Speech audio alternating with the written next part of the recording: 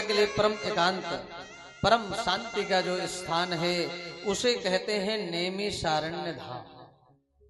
नैमिषारण्य गए होंगे आप लोग, जहां से अपन आए हैं महाराज नैमिषारण्य से। आइए हम भी उसी नैमिषारण्य क्षेत्र में चलते हैं।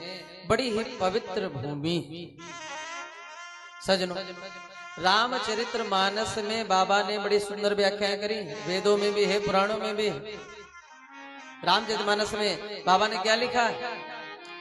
तीरथ वर नैमिष विख्याता, तीरथ वर नैमिष विख्याता, अति पुनीत साधक सिद्धिदाता, अति पुनीत साधक सिद्धिदाता, तीरथ वर नैमिष विख्याता, तीरथ वर नैमिष विख्याता, अति पुनीत साधक सिद्धिदाता, अति पुनीत साधक सिद्धिदाता, अति पुनीत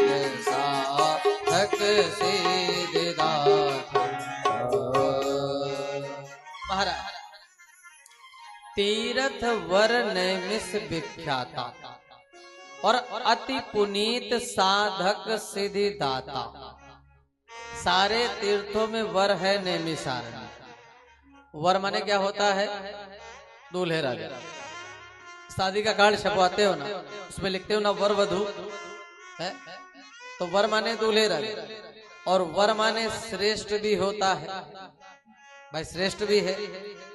तो सारे तीर्थों का वर माने नैमिषारण्य जो है वो दूल्हे राजा है और बाकी जितने तीर्थ वो सब बराती है हमारा। तीर्थ वर नैमिष विख्याता, सारे तीर्थों में वर के नाम से विख्यात है हमारा।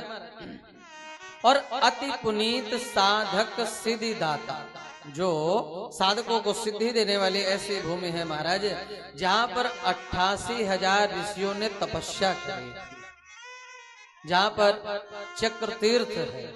आप लोगों ने दर्शन करे होंगे, चक्र तीर्थ गए होंगे, स्नान किया है, तो आपने देखा होगा चक्र तीर्थ का जल घूमता रहता है।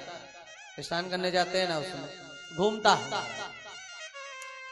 सजनों, संसार के चक्रों से मुक्ति दिलाता है चक्र तीर्थ, जो संसार के चक्रों में पड़े हैं महाराज। और इसकी स्थापना कैसे हुई? बोले देखो, जब कलयुग आने वाला था तो 88,000 ऋषियों ने नैमिषारण्य की पवित्र भूमि पर तपस्या करी। भगवान नारायण प्रकट हुए, बोले क्या चाहिए? बोले महाराज कलयुग आने वाला है, हम लोग कहाँ तपस्या करें? पूरी पृथ्वी पर कलयुग का वास है, कहाँ जाएं, कौन सी भूमि है, आप कोई मार्ग बताएं तो बड़ी कृपा हो जाए। तो भगवान नारायण ने अपने मन से एक चक्र को उत्पन्न किया। बोले आप लोग इसके पीछे पीछे जाओ, ये जहां पर जा करके गिरेगा वो इस पृथ्वी की सबसे ज्यादा पवित्र भूमि मानी जाए। अब जितने भी ऋषि महात्मा थे वो सब उसी चक्र के पीछे पीछे पीछे पीछे चल दिए। तो यहाँ पर बहुत बड़ा आरण्य था।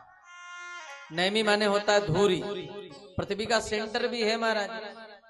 तो यहाँ पर जाकर के गिरा तो इसका नाम पड़ गया नैमिषारण्य।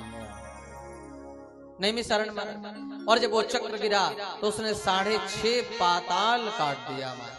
फिर ऋषियों ने तपस्या करी, महाराज ये तो 7 पाताल नीचे सागर है, अगर यहाँ पर 7 पाताल हो जाएगा तो फिर हम महाराज हम कहाँ पर तपस्या करेंगे, यहाँ भी समुद्र हो जाएगा। आप कुछ करिए ना, इसके वेग को रोकिए ना महाराज। भगवान पुनः प्रकट हुए, इसके वेग को रोका है महाराज। तो बीच वाला जो है चक्र तीर्थ का वो 6.5 पाताल गहरा है और किनारे पर जो स्नान करते हैं ना उसमें तो थोड़ा ही पानी है, कंधे तक ही पानी है। तो आराम से आप लोग स्नान कर सकते हैं। उसका जल गोल गोल घूमता रहता है। अपन लोग अमावस्या को जाते हैं, प्रत्येक अमावस्या को नैमिषारण्य में मेला लगता है, देखा होगा। 2 से 2.5 लाख की पब्लिक जाती है महाराज हर अमावस्या। चक्र तीर्थ में डुबकी लगाती है।